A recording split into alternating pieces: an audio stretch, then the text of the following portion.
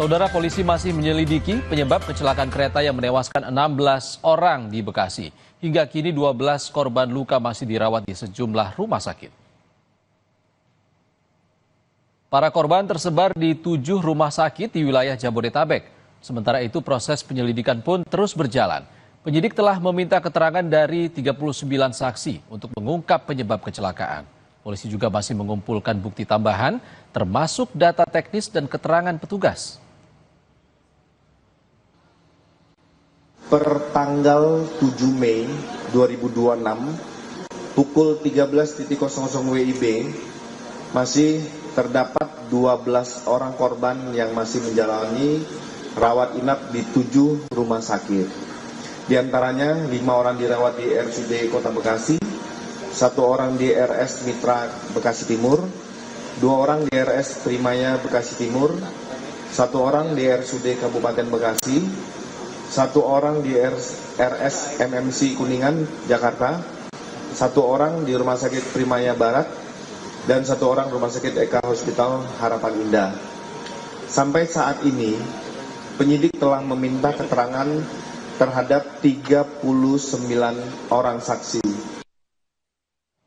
Kita ke kabar lain, Saudara. Gunung api Dukono erupsi di Kabupaten Halmahera Utara, Maluku Utara, setinggi 10.000 meter. Tim SAR gabungan masih berupaya mengevakuasi puluhan pendaki yang terjebak. Kapolres Halmahera Utara mengonfirmasi 3 pendaki meninggal. Erupsi terjadi setinggi 10.000 meter dengan durasi 16 menit di atas puncak Gunung Dukono. Kolom abu teramati berwarna putih, kelabu hingga hitam dengan intensitas tebal dan condong ke arah utara. Status Gunung Dukono kini di level 2 atau waspada. Masyarakat dan wisatawan diminta tidak beraktivitas di radius 4 km dari Kawah Malupang, Warirang. Warga diimbau menggunakan masker, menghindari gangguan pernapasan akibat paparan abu vulkanik. Kapolres Halmahera Utara mengonfirmasi 3 orang meninggal akibat erupsi Gunung Api Dukono. Jenazah korban belum dapat dievakuasi karena masih terjadi erupsi susulan.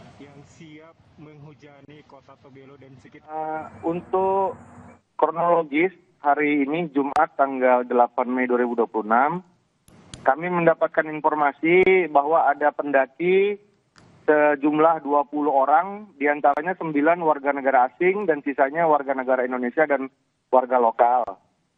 Nah, pada hari ini ada erupsi tinggi 10.000 meter. Mereka ini sebenarnya sudah tahu bahwa ini adalah kondisi yang dilarang semenjak Gunung Dukono level 2. Namun masih nekat melakukan pendakian. Sejauh ini informasi update ada 3 korban yang meninggal, Mbak.